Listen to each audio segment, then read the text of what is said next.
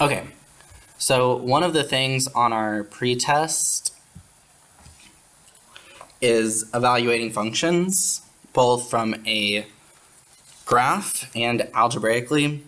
And you could also evaluate things from tables, but I'm not going to talk about that, at least not right now. Okay, but evaluating is relatively straightforward from a graph at least. F of -4, well, this -4, that is an x value. And actually, let me rephrase because we're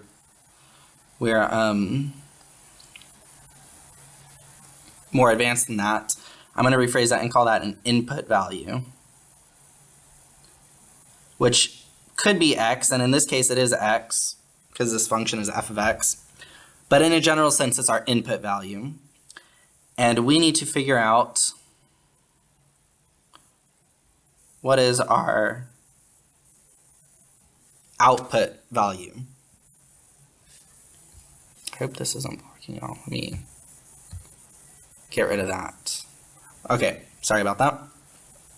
So if I'm looking at this graph right here, I'm looking for when x, or my input value, is -4, what is my output value?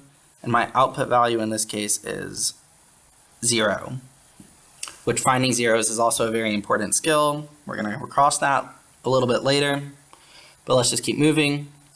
So now if we look at f of -1, we're looking for where our input value is -1. And when our input is -1, our output is -6. And if you want, you can pause the video really quick before I do this last one, f of 0. But again, this one's where our input is 0. And then our output is going to be -4.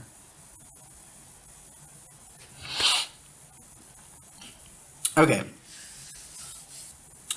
So that's how you do it from a graph. If we want to evaluate a function from a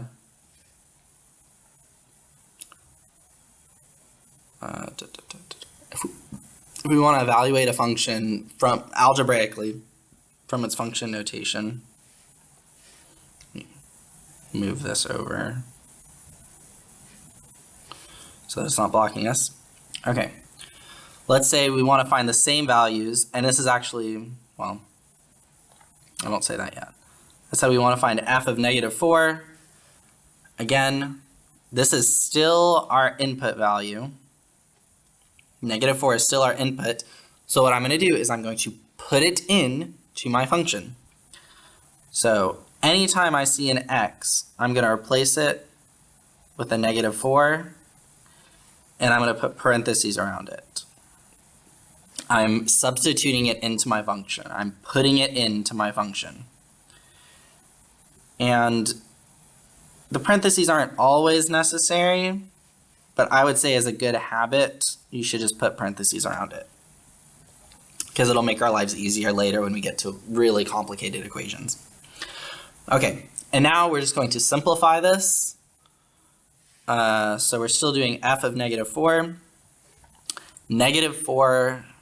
-4 squared, that's positive 16, plus 3 times -4, that's -12, minus 4. And then we're just going to combine our terms. 16 minus 12 minus 4, well, 16 minus 12 is 4. 4 minus 4 is 0, so we get 0. So f of -4 equals 0. And that actually matches what we got on the graph. So we're off to a good start there. And I'll leave the other two for you as an exercise if you want to algebraically find f of -1 and f of 0. Hopefully, if you are having trouble with evaluating functions, this will help you out there.